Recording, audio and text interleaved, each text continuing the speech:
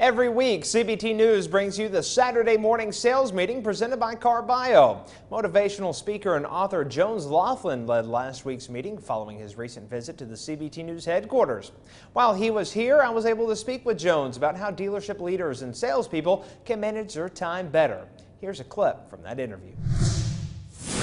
One of the most difficult pieces, as you just said, of time management for salespeople is that they have so little discretionary time. They're reacting. They're taking that inbound phone call. They're meeting a customer on the lot. They're working through them in electronic communications in some way.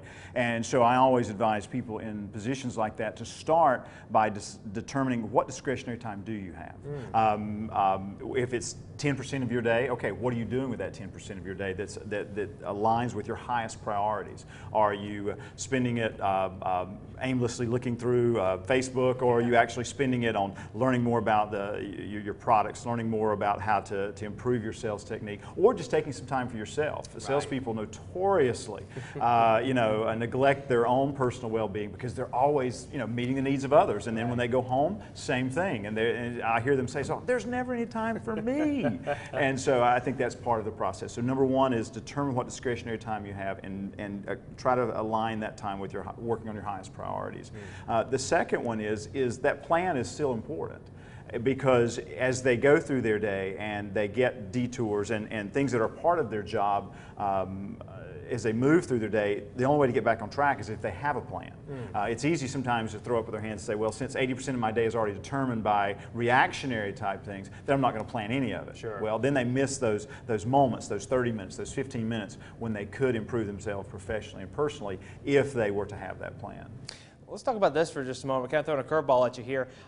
One of the things that a lot of our viewers and dealership leaders have written into us and talked with us about is, how do we get our salespeople to want to be motivated to make the sales phone calls? That seems to be one of the things, and it goes back to time management, because a lot of times that's one of the things that's always put off as far as possible is those cold calls for any salesperson, whether it be in a dealership or not.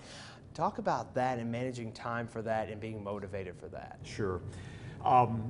I would certainly want to give credit to the person who came up with this idea, but of course Brian Tracy in his book, Eat That Frog, talks about, do the worst thing first and then you're so relieved to have that done. And I think about that when I think about those tasks or activities that we don't want to do. Sometimes it starts with doing those first, and because there's this cloud sometimes that hangs over us, and we've all been there. I know there's things for me, and sometimes for me it's managing my paperwork, and I'm just like, oh, and so if I will do that first, I don't have that cloud hanging me over all day, and I've got some motivation. Okay, the worst thing's over, now I can move on to things I really enjoy, interacting with people. So I think that's part of the process. The other one is to maintain that motivation on things we're not excited about is trying to create some type of sense of urgency.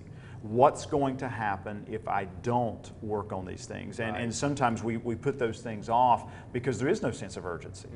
We don't think about the fact, oh gosh, I'm going to have to stay 30 minutes later or an hour later tonight taking care of that, whereas if I would take care of it now, it's done, and wow, I could get home earlier, or I could go do something else.